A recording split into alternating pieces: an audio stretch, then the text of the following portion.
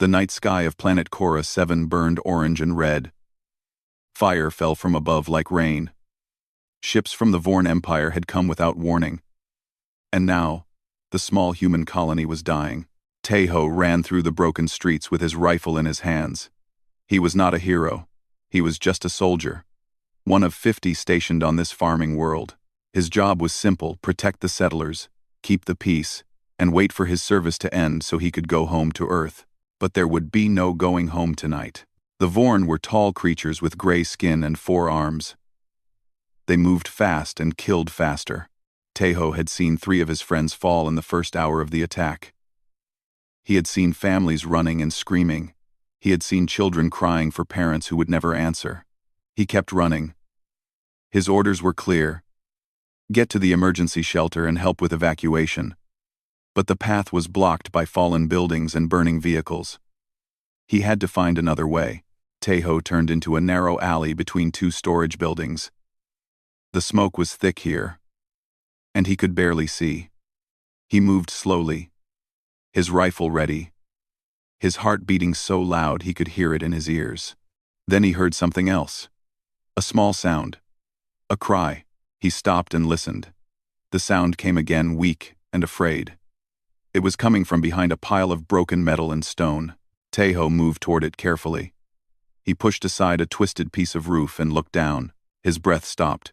Lying in the dirt was a creature he had only seen in old stories and pictures. It was small, no bigger than a dog, with scales that shone like purple gems even in the dim light. It had wings pressed tight against its body, and a long tail curled around itself. Its eyes were large and golden, and they looked up at Tejo with pure terror. A dragon, a real dragon.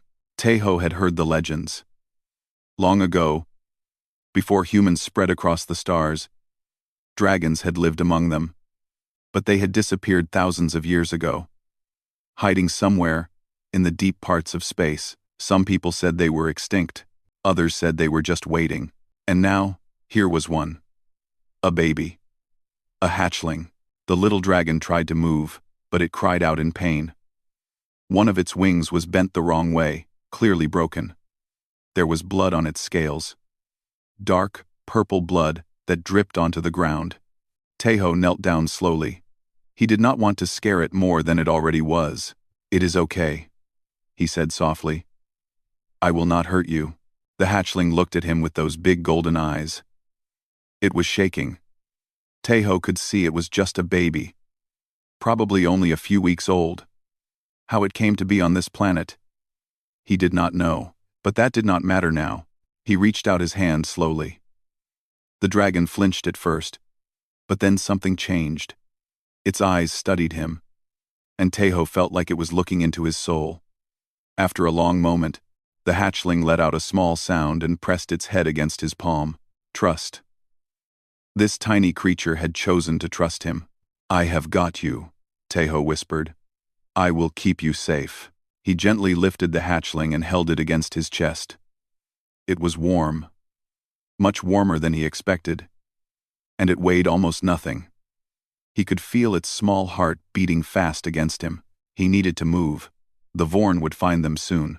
Tejo started walking toward the shelter again, holding the dragon close with one arm and his rifle in the other. Every step was dangerous. Every shadow could hide an enemy. But he kept going. He made it 2 blocks before he heard them. Boots on stone, 4 sets of them, moving fast. Tejo ducked behind a broken wall and held his breath. He looked down at the hatchling in his arms. It looked back at him, silent now, as if it understood the danger. The Vorn soldiers appeared at the end of the street. They were talking in their harsh language, pointing at the ground. One of them bent down and touched something, the purple blood. The dragon's blood. They were tracking it. Tejo's mind raced. He was one man against 4 Vorn. He had maybe 20 shots left in his rifle. The shelter was still 6 blocks away, and he could not run fast while carrying the hatchling. He had no good options. The Vorn started moving again, following the blood trail. They would find him in less than a minute. Tejo looked at the dragon in his arms. It was watching him with those golden eyes. And in that moment, he saw something he did not expect. He saw hope. This tiny creature believed he would save it. Something changed in Taeho's heart. He did not understand it then, but later, others would say that this was the moment that changed everything. This was the moment a simple soldier became something more. He made his choice. Taeho set the dragon down gently behind the wall, in a small hole where the stones had fallen. He pushed some rubble around it to hide it better. "Stay here," he said quietly. "Do not move. Do not make a sound." The hatchling let out a soft whimper. It seemed to understand what he was doing. Taeho touched its head one last time. "You will live," he said. "I promise." Then he stood up and walked out into the street. The 4 Vorn saw him immediately. They raised their weapons, plasma rifles that glowed with deadly blue light. "Human," one of them said in broken common tongue. "Where is the dragon?" Taeho raised his own rifle. "There is no dragon here." "Just me," the Vorn leader laughed. It was an ugly sound. "We followed its blood here. Give us the creature, and we will make your death quick." "No." The word came out calm and clear. Taeho was not afraid anymore. He had made his choice, and he would not change it. The Vorn leader's eyes narrowed. "Then you will die slowly." The first shot hit Taeho in the shoulder. He fell back but kept standing. He fired his rifle and took one of the Vorn down before more shots came. They hit his chest, his stomach, his legs. Each one burned like fire. But he did not fall. He stood in that street like a wall between the enemy and the small creature hiding behind him. The Vorn kept firing. Taeho's body was torn apart, but still he stood. He did not know where the strength came from. Maybe it was his promise. Maybe it was something else. Finally, his legs gave out. He fell to his knees, then onto his back. The sky above him was still burning orange and red. It was almost beautiful. He heard the Vorn approaching. He heard their angry voices. They had seen their dead friend. But they would not find the dragon. The blood trail ended here. With him. He had made sure of that. Taeho smiled. His body felt cold now, and the world was getting dark. But he was not afraid. Behind the wall, hidden in the shadows, a small dragon watched with golden eyes full of tears. It understood what the human had done. It would never forget. Taeho's last breath left his body. His eyes closed. His heart stopped. And somewhere in the darkness of space, something ancient felt his sacrifice. Something powerful opened its eyes for the first time in 10,000 years. The story of Taeho was not ending. It was just beginning. Taeho opened his eyes and saw nothing. There was no light, no ground, no sky. Just endless darkness in every direction. He floated in this void like a leaf on still water. He tried to remember how he got here. The memories came slowly, the burning colony, the dragon hatchling, the Vorn soldiers, and then pain. So much pain. He remembered dying. "Am I dead?" he asked the darkness. His voice sounded strange here, like it was coming from everywhere and nowhere at the same time. The darkness did not answer, but something else did. A light appeared in the distance. It was small at first, like a single star, but it grew larger and brighter as it came closer.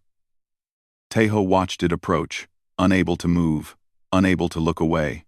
The light took shape. It became a dragon, but not like the tiny hatchling he had saved. This dragon was massive, bigger than any ship he had ever seen. Its scales were pure white, and its eyes burned with blue fire. When it spread its wings, they seemed to stretch across the entire void. The dragon looked at Taeho, and he felt something he had never felt before. It was not fear. It was not awe. It was being seen, truly seen, down to the deepest part of his soul. "Taeho of Earth," the dragon spoke. Its voice was old, older than stars. "We have watched your final moments." "We." The word echoed strangely. More lights appeared, more dragons. Some were red like blood, others green like forests, others black like the space between worlds. They came from all directions until Taeho was surrounded by beings of impossible power and beauty. "The child you saved," another dragon said, "this one covered in golden scales. She is of our blood. She is the last egg of the Sunfire line. Our enemies have hunted us for 10,000 years, and she is the only hope for our kind to continue. Taeho did not fully understand, but he listened. You died for her, the white dragon continued. A human, a creature that lives only 100 years at most, gave everything to protect a dragon you had never met. Why? Taeho thought about the question. Why had he done it? He could have run. He could have saved himself. But when he looked into those golden eyes, when he felt that tiny heart beating against his chest, because she was afraid, he said finally, because she was alone, because someone had to protect her, and I was there. See, the dragons were silent for a long moment. Then the white one spoke again. In all our years, we have seen many species across many worlds. We have seen courage and cowardice, love and hate, cruelty and kindness. But we have never seen what you did tonight. You had nothing to gain. You had no connection to her. Yet you stood against death itself and did not move. Humans are strange creatures, said the red dragon. But perhaps that strangeness is their greatest strength. The golden dragon moved closer to Taeho. We cannot give back what you lost. Your mortal life is gone. But we can give you something else. A second existence. A new purpose. What do you mean? Taeho asked. There is an ancient ritual, the white dragon explained. It was created when the universe was young, and it has only been used twice in all of history. It binds a soul to the void itself, to the fabric of space and time. The one who undergoes this ritual becomes something beyond mortal, beyond death, beyond any limit known to living beings. We used it on ourselves, said the red dragon, when our enemies first came for us. It is how we survived. It is why we still exist, hiding in the dark places where no one can find us. The golden dragon's eyes met Taeho's. We offer this gift to you. Become one of us. Become a guardian. Protect those who cannot protect themselves, as you protected our child. Taeho floated in the void, surrounded by ancient beings of unimaginable power, and he thought about what they were offering. A second chance. A new life. But also a burden, an eternal duty that would never end. He thought about Earth, about his family. His mother and father were still alive back home. His sister had just had her first baby. He would never see them again either way. He was already dead. But he also thought about the little dragon hiding in the rubble. He thought about her golden eyes and her broken wing. He thought about her pressing her head against his hand, choosing to trust him. Will she be safe? He asked. The hatchling. Will she live? The white dragon nodded slowly. Our kind has already gone to Korra 7. She was found and taken to safety. Her wing will heal. She will grow strong. Because of you, added the golden dragon. She lives because of you. Something warm filled Taeho's chest. He had done it. His death had meant something. Then I accept, he said. The dragons began to move, forming a circle around him. Their wings spread wide, blocking out even the darkness. Energy started to build. Taeho could feel it pressing against his soul like a great weight. The white dragon spoke words in a language that had existed before human beings crawled out of the sea. Each word burned itself into Taeho's being. He felt his soul being torn apart and rebuilt. He felt the cold of the void entering him, becoming part of him. Pain. More pain than dying had been. His entire existence was being changed at the deepest level. But he did not scream. He did not beg for it to stop. He had made his choice, and he would see it through. Time lost meaning. The ritual could have lasted seconds or centuries. Taeho felt himself stretching across space, touching distant stars, falling into black holes and climbing out again. He was everywhere and nowhere. He was nothing and everything. And then, suddenly, it was over. Taeho opened his eyes. He was still in the void, but everything looked different now. He could see things he could not see, before threads of energy connecting the stars, rivers of time flowing through the darkness, the heartbeats of worlds millions of light years away. He looked at his hands. They were not human hands anymore. They were made of shadow and starlight. Solid, but also not solid. He could feel power running through them like blood used to run through his veins. "It is done," the white dragon said. "You are reborn." Teho tried to speak and found that he could. His voice was different now, deeper, carrying weight that made the void itself vibrate.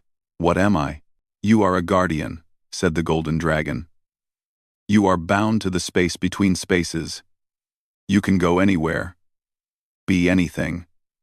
No weapon can destroy you. No prison can hold you. You are, in the words of your people, immortal." Teho looked at his new body, at the darkness and light swirling within him. He should have been afraid. He should have been confused. But instead, he felt calm. He felt ready. "The enemies who attacked Korra 7, he said. "The ones who were hunting the hatchling. Who are they?" The dragons looked at each other. "They are called the Vorn Empire," said the red dragon. "They have hated our kind for millennia. They believe that by killing all dragons, they can claim our power for themselves. They are wrong, but that does not stop them from trying. They sent those soldiers to Korra 7 because they learned a dragon egg had hatched there," added the white dragon. "They destroyed an entire human colony just to find one small child." Anger. Teho felt it rising in his chest like a fire. All those people. All those families. All that death. Just to hunt a baby. "They will pay," he said. The words came out cold and certain. The dragons did not argue. The golden one simply nodded. "You have the power now," it said. "The Vorn are strong, but you are stronger. Go. Do what must be done. And know that we will be watching. Always." Teho felt something pull at him, the void responding to his will. He thought of the Vorn ships that had attacked Korra 7, and suddenly he knew where they were. He could feel them moving through space, far away but not far enough. He looked at the dragons one last time. "The hatchling," he said. "What is her name?" "She has chosen a human name," the golden dragon said with something like a smile.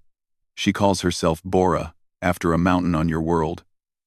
She says a human told her about it once. In the moments before he saved her life." Teho remembered.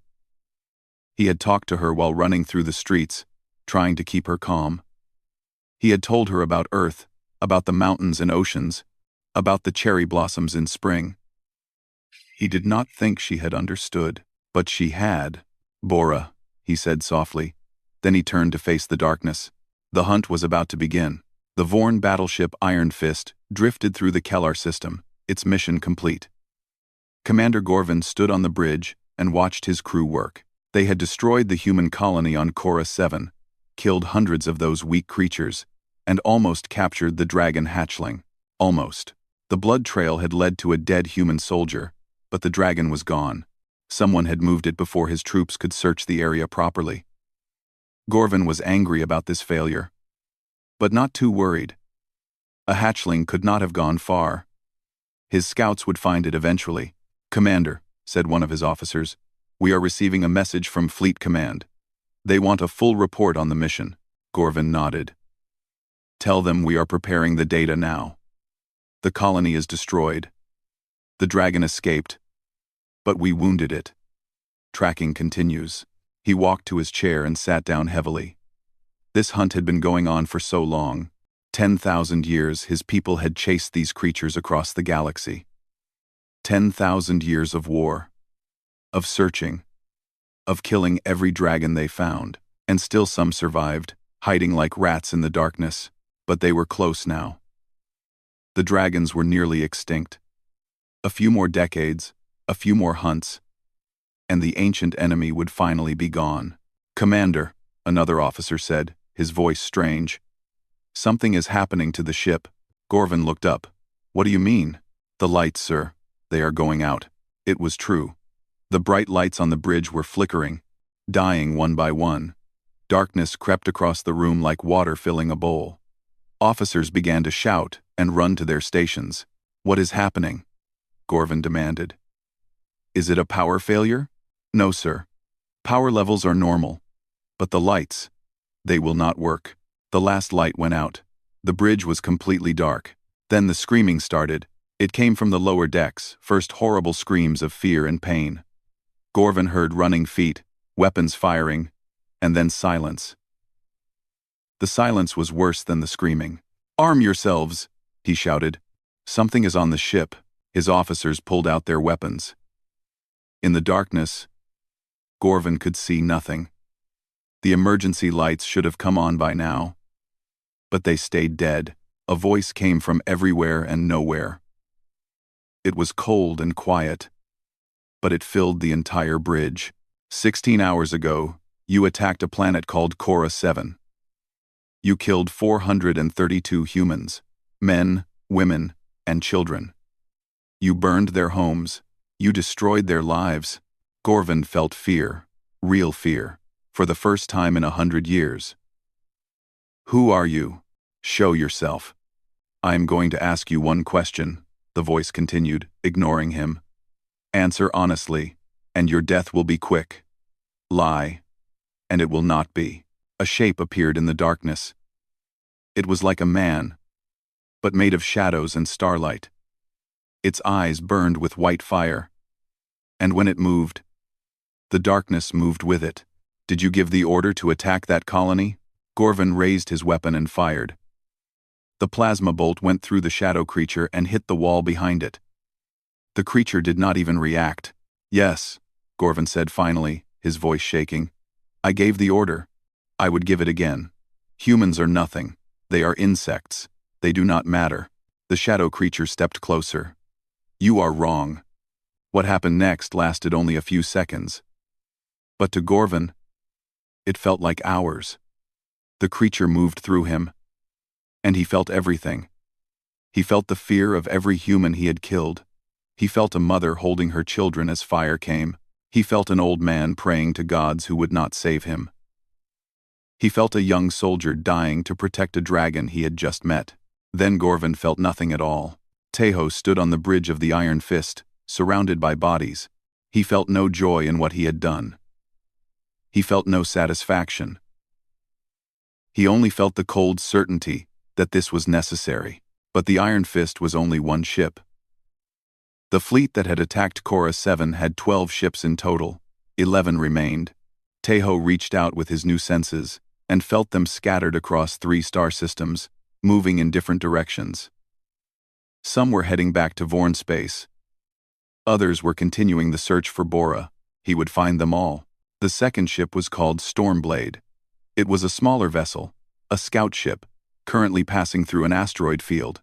Tejo appeared on its bridge without warning. The crew had only enough time to turn and see him before the darkness took them. The third ship was Night Terror. The fourth was Blood Hunter.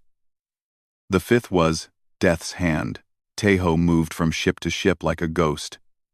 He did not enjoy the killing, but he did not hesitate either. Every Vorn on these ships had participated in the attack. Every one of them had helped murder innocent people to hunt a child. On the sixth ship, an officer begged for his life. "Please," he said, crying with his forearms raised. "I have a family. I have children. Show mercy." Tejo stopped and looked at him. Did the humans on Cora 7 not have families? Did they not have children? The officer had no answer. Tejo continued his work. Word began to spread through Vorn space. Something was hunting their ships. Something unstoppable. At first, the commanders did not believe it. They sent more ships to investigate. Those ships never returned. The Vorn High Council held an emergency meeting. They were the rulers of an empire that stretched across 1,000 worlds. They had never known fear. But now, sitting in their great hall, they felt something cold creeping into their hearts. "What is this creature?"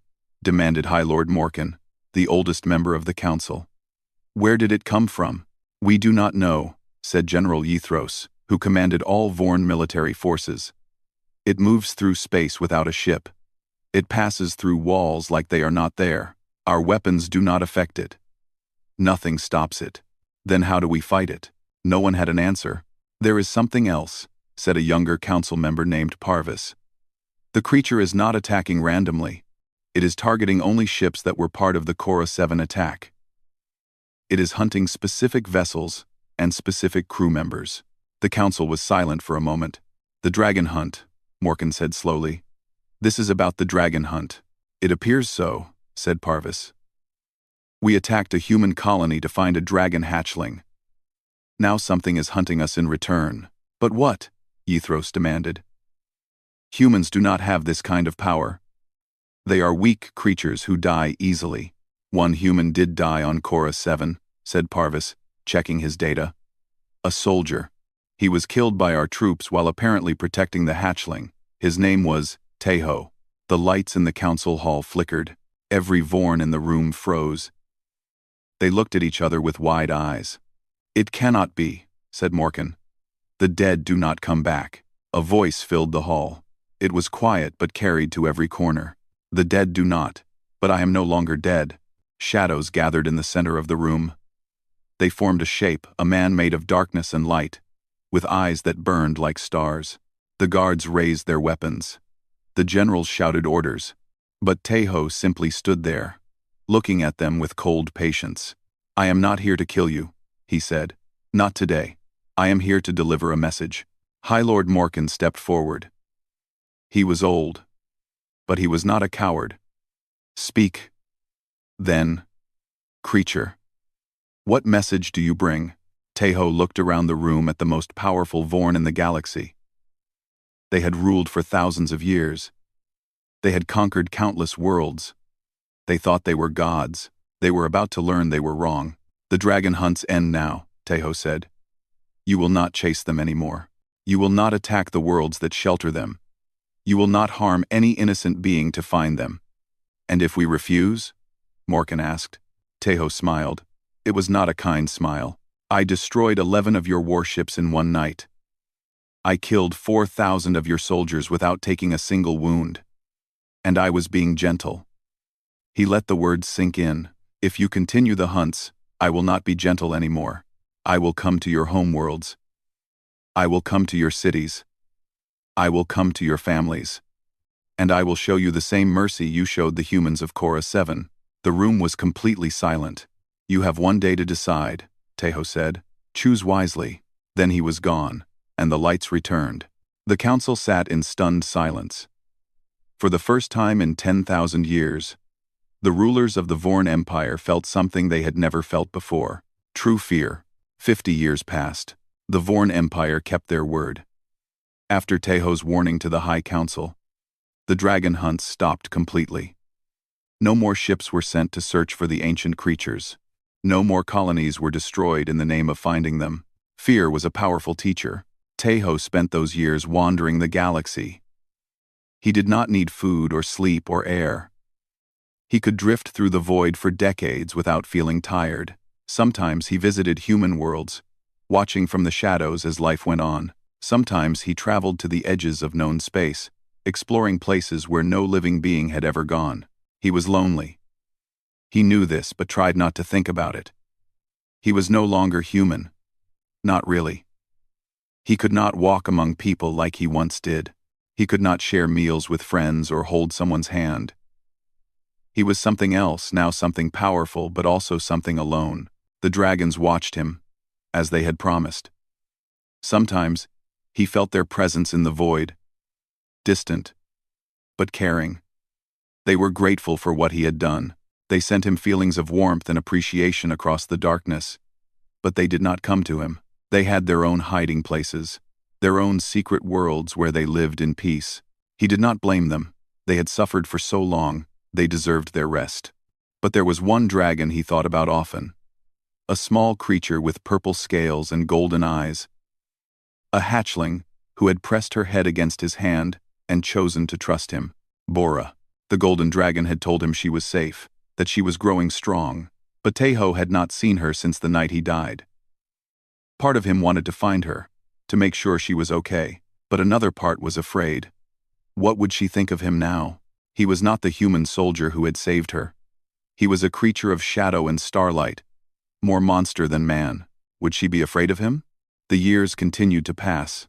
Teho kept his distance. Then, one day, everything changed. He was drifting through a star system far from any inhabited world, when he felt something a pull on his soul, like a string being tugged. He had not felt anything like it before. It was gentle but insistent, calling him toward a small planet covered in green forests and blue oceans. Tejo followed the feeling. The planet had no name on any map.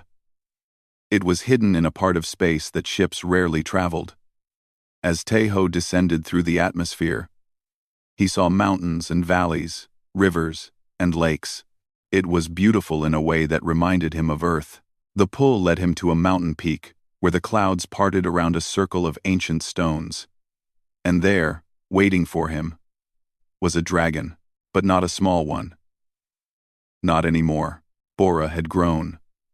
Her body was now the size of a large house, covered in scales that shone like amethysts in the sunlight. Her wings were vast and strong, capable of carrying her across continents. Her tail was long and powerful, ending in a sharp point that could cut through steel. But her eyes were the same, golden, warm, and full of emotion. "Tejo," she said. Her voice was no longer a small cry. It was deep and musical, like a river flowing over stones. "I have been waiting for you." He stood before her, a creature of darkness facing a creature of light. He did not know what to say. "You have grown," he managed. Finally, Bora made a sound that might have been a laugh. 50 years will do that." She lowered her head until her eye was level with his chest. "You have changed too. But I would know you anywhere. How did you find me?" "I felt you," she said. "When the dragons gave you their power, they also gave you a connection to our kind. We are linked, you and I. I have felt you all these years, wandering alone through the void." Tejo looked away. "I did not want to bother you. You were finally safe. You did not need a monster visiting you." Bora was quiet for a moment. Then she did something that surprised him. She pressed her massive head against his chest, just like she had done when she was small. "You are not a monster," she said softly. "You are the kindest soul I have ever known. You died for me. You gave up everything to protect a stranger. That is not what monsters do." Tejo felt something break inside him. He had not cried since he was transformed. He did not think he could cry anymore. But now, standing on that mountain with Bora's warmth pressing against him, he felt tears running down his shadowy face. "I missed you," he said, his voice breaking. "I missed you too," she replied. "Every day for 50 years, I have thought about you. I have told your story to every young dragon I have met. They know about the human who stood alone against an army to save a child. They know about the soldier who became a guardian. I am not that person anymore." Bora pulled back and looked at him with those golden eyes. "Yes, you are. You have more power now, but your heart is the same. I can feel it." They stayed on that mountain for a long time, talking. Bora told him about her life, how the older dragons had healed her wing, how they had taught her to fly and hunt and breathe fire. She had traveled to hidden worlds where her kind lived in peace. She had learned the old songs and the old stories. She had grown strong. Tejo told her about his years as a guardian. He told her about the ships he had destroyed, the warning he had given to the Vorn Council. He told her about his loneliness, about watching human worlds from the shadows, about missing the warmth of connection. "You do not have to be alone," Bora said when he finished. "The dragons would welcome you. You are one of us now." "I am not a dragon." "No," she agreed. "But you are not human anymore either. You are something new. And the dragons honor you for what you have done. Come with me. Let me show you our home." Tejo hesitated. For 50 years, he had kept himself apart, believing he did not belong anywhere. But looking at Bora, feeling her warmth, remembering why he had made his choice. "Okay," he said. Bora spread her wings and leaped into the sky. Tejo followed, rising through the clouds beside her. They flew together through the atmosphere and into space, two impossible creatures moving through the stars. Bora led him to a hidden place, a world completely surrounded by clouds of cosmic dust that blocked it from all sensors. When they passed through the clouds, Tejo saw something that took his breath away. A planet covered in dragons. They flew through the sky. Hundreds of them. Thousands of them. Their scales caught the light of the twin suns and created rainbows in the air. Some were as small as birds. Others were larger than ships. They sang as they flew, their voices creating harmonies that echoed across the mountains. "Welcome to Sanctuary," Bora said. "The last home of the dragons." They landed on a plateau where a group of older dragons waited. Tejo recognized some of them from the void, the white one, the golden one, the red one. They looked at him with ancient eyes. "Guardian," the white dragon said, "you have finally come." "Bora brought me," Tejo replied. "Yes, we asked her to." The white dragon's voice was warm. "You have spent 50 years protecting us from the shadows. It is time for you to rest. This world is yours as much as it is ours." Tejo looked around at the dragons, at the beautiful world, at Bora standing beside him. For the first time since he died, he felt something he had forgotten. He felt like he belonged. "Thank you," he said. The golden dragon stepped forward. "There is one more thing. Your story has spread beyond the dragons. The humans have heard of you as well. They call you the Deathless Guardian. They tell stories about you to their children. You have become a legend." Tejo did not know how to respond to that. Bora pressed against his side. "Does that bother you?" "I did not do it for glory," he said. "I did it because it was right. And that is exactly why you deserve the glory," Bora replied. "The universe rewards those who act without expecting reward. That is the deepest truth of existence." Tejo stayed on Sanctuary for many years after that. He rested, he healed, he found peace. The dragons treated him as family. He flew with them through the skies and listened to their ancient songs. But he knew, eventually, he would have to leave. The galaxy was large, and there were many innocents who needed protection. His work was not done. When the time came to go, Bora met him at the edge of Sanctuary. "Will you come back?" she asked. "Always," he promised. "This is my home now. You are my family." Bora smiled in the way only dragons can.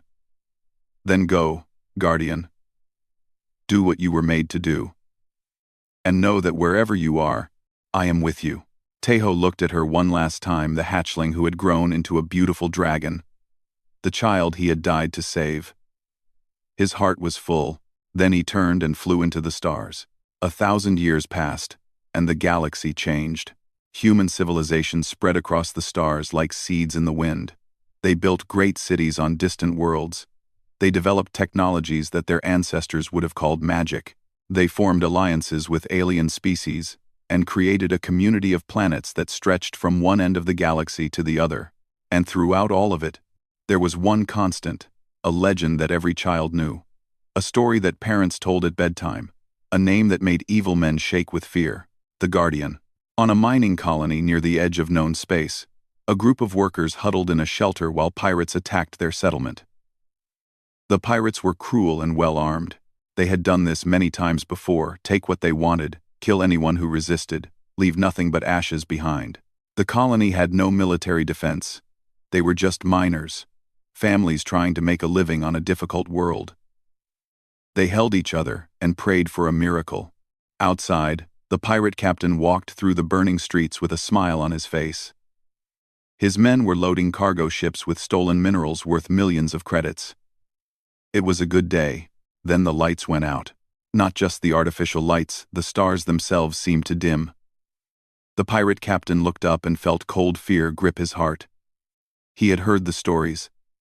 Everyone had heard the stories, but he had never believed them. A shadow stepped out of the darkness. It had the shape of a man but was made of void and starlight. Its eyes burned with white fire. "You have a choice," the shadow said. Its voice was quiet but carried across the entire settlement. "Leave now, and you will live. Stay, and you will not." The pirate captain raised his weapon with trembling hands. "I do not fear ghosts. I am not a ghost. I am something much worse." The captain fired. The shot passed through the shadow and hit the building behind it. More pirates came running, weapons ready. They all fired.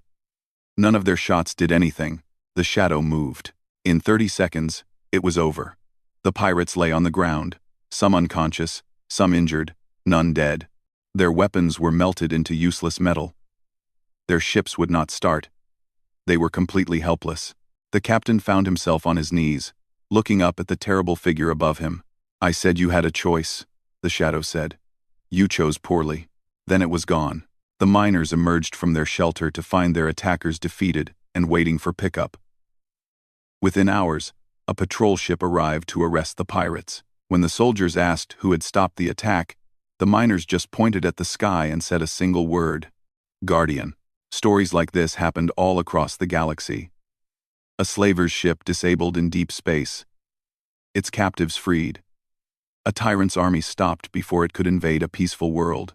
A group of scientists rescued from a space station about to explode. An orphanage protected from raiders. A hospital ship guided through an asteroid field.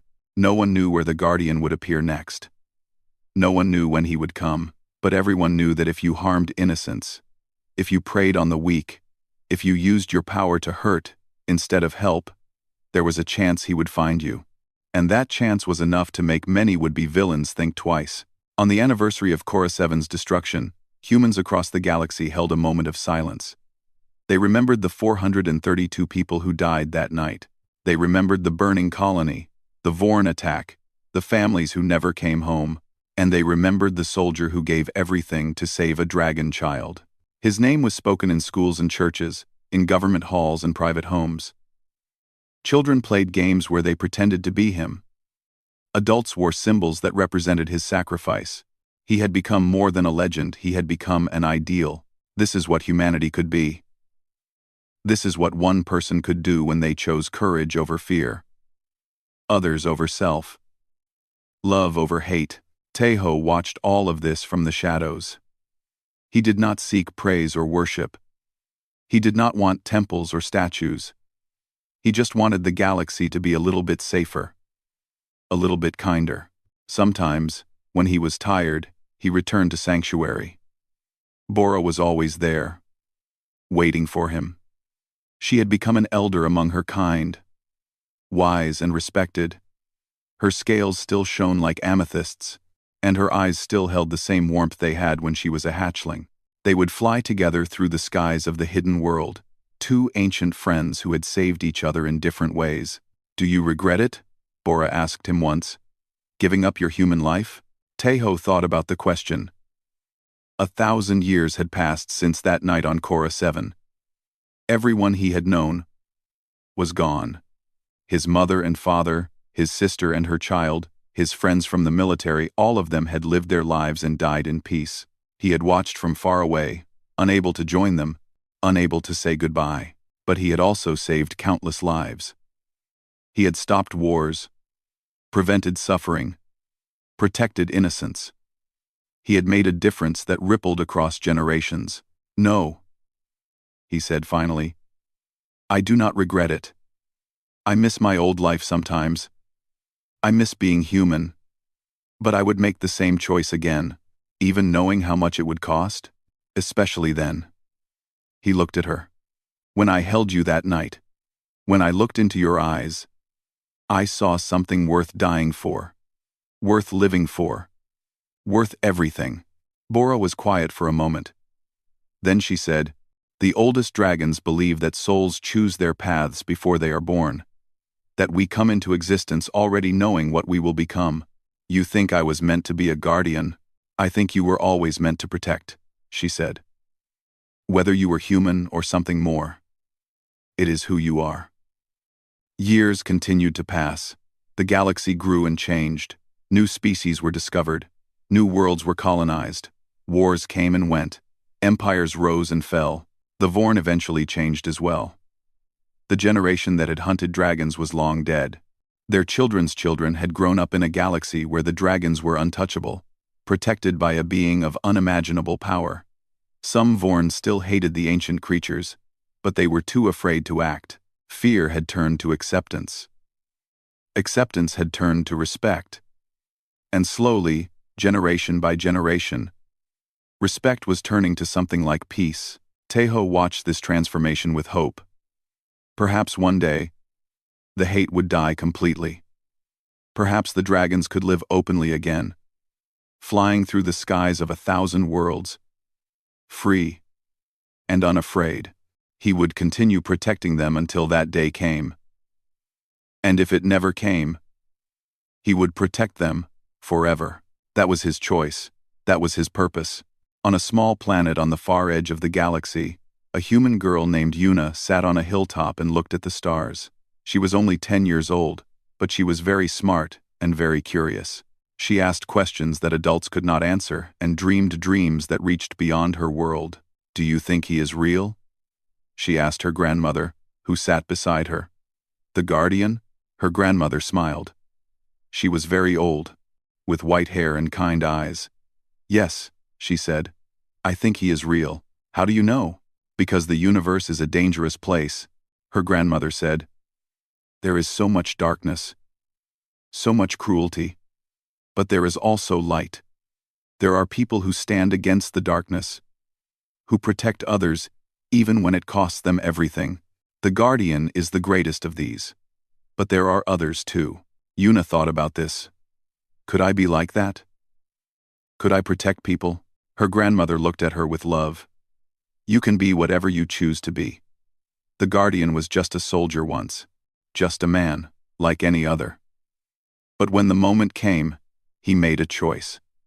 He chose to be brave. He chose to be kind. That is all it takes." High above them, unseen in the night sky, a figure made of shadow and starlight paused in his endless journey. He had heard the conversation, he heard many things, across many worlds, but this one touched him in a way he did not expect. He watched the young girl looking at the stars, dreaming of being a hero. He saw her grandmother holding her hand, passing down stories of courage and sacrifice. This was why he did what he did. Not for the praise or the legends, not for the power or the immortality, but for moments like this, quiet moments where hope was born in young hearts, where the light grew stronger against the darkness. Tejo smiled, though no one could see it. Then he continued on his way, a guardian moving through the stars, protecting a galaxy that had become his home. 1,000 years ago, he had been just a man, a soldier, a human with fears and dreams and a heart that broke and healed like any other. Now he was something more. He was a legend, a protector, a symbol of everything that was good and brave in all the species that looked up at the stars. He was the guardian, and his watch would never end.